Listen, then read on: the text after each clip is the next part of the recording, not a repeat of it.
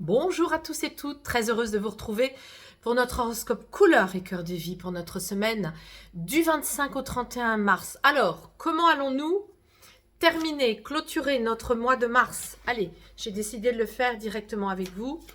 Je me concentre, j'ai les jambes évidemment décroisées, bien dans l'axe, la colonne bien alignée, une bonne respiration, une bonne intention.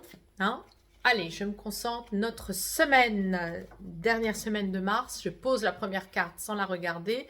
Je pose la deuxième à côté. Et je vais les ouvrir avec vous, directement. Waouh, c'est beau. Vous voyez le turquoise, il est juste là. Le turquoise, il appartient à la famille du passage.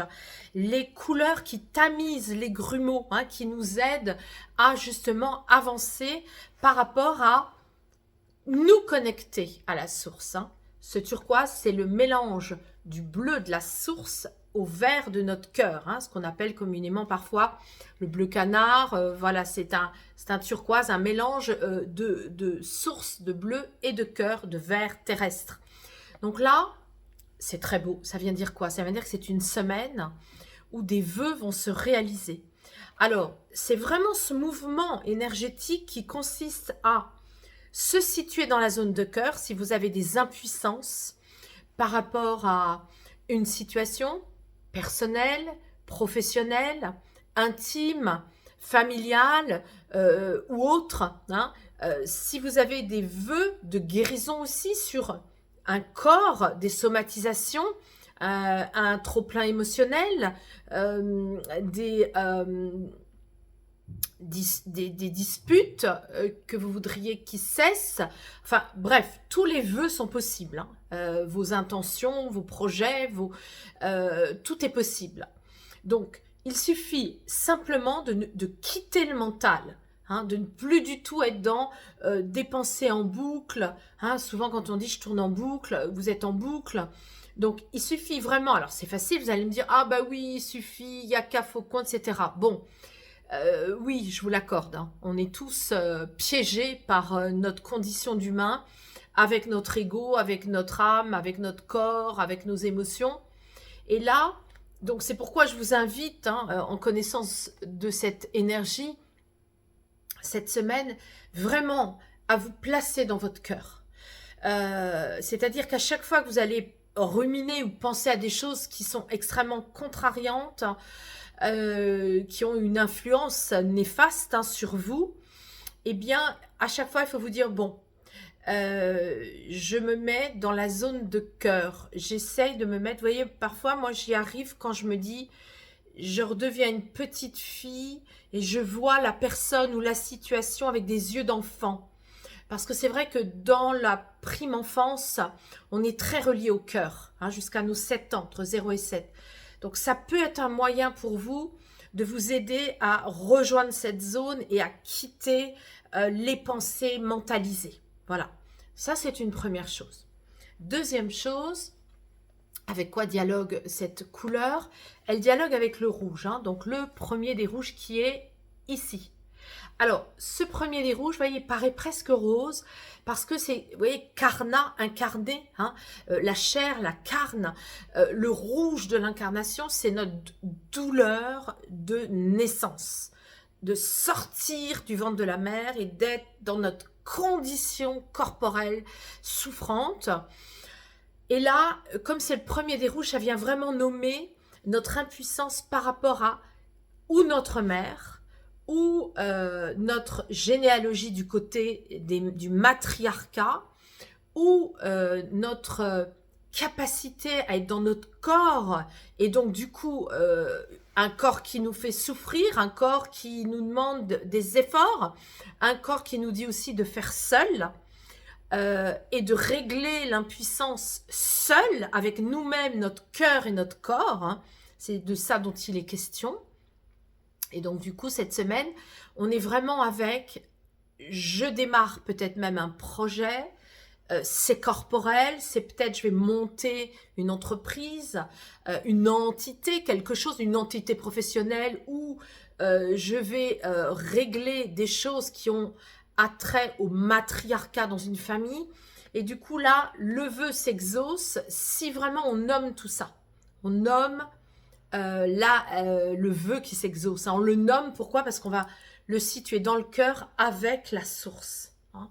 Donc, il est question aussi de bien communiquer et de communiquer aussi avec son corps et avec, comment dire, c'est très subtil hein, comme énergie. Vous voyez, quand on mélange les deux, c'est vraiment, je vais dans mon cœur, la source, mais aussi dans mon chakra racine. Le rouge, c'est vraiment le matriarcal, les racines, c'est là où se logent toutes nos peurs. Hein, quand on a des somatisations à cet endroit-là, c'est toutes nos peurs de l'incarnation, le matriarcat, les mères qui sont mortes en couche, les enfants morts-nés. On est avec toutes ces mémoires archétypales, ancestrales, et ça nous demande des efforts, mais il y a la guérison. Hein, la guérison est là.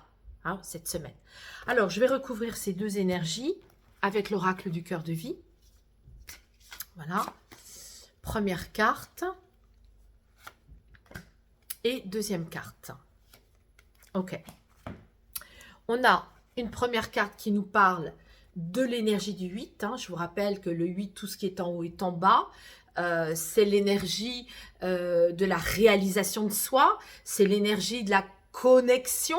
Hein, canalisation, on canalise, c'est l'énergie aussi, vous voyez, quand on a ce vœu qui se réalise, c'est pour l'infini, cela s'inscrit dans l'infini, c'est aussi une capacité à aller dans le bon 8. Un bon 8, c'est un 8 qui ne contrôle plus, qui lâche le contrôle et qui va vers la canalisation du haut et du bas. Hein, donc, une brillance, une majesté, quelque chose hein, qui s'apparente à du succès. Hein. Donc, il va y avoir cette semaine une capacité à aller dans le succès de soi, le succès de quelque chose hein, que vous projetez, et le succès, bien sûr, toujours en restant bien en lien avec le cœur.